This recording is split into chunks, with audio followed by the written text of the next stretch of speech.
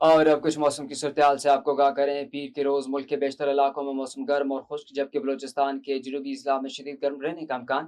تاہم بعد ازاں دوپہر جنوبی پنجاب، شمالی مشرقی بلوچستان اور جنوب مشرقی سندھ میں مطلع جزوی آبر آلود رہنے کے علاوہ تیز ہواؤں اور گرج چمک کے ساتھ چند مقامات پر بارش ہو سکتی ہے۔ اور گزشتہ 24 گھنٹے کا موسم کی صورتحال سے آپ کو بتائیں کہ ملک کے بیشتر میدانی علاقوں میں موسم خشک اور شدید گرم رہا۔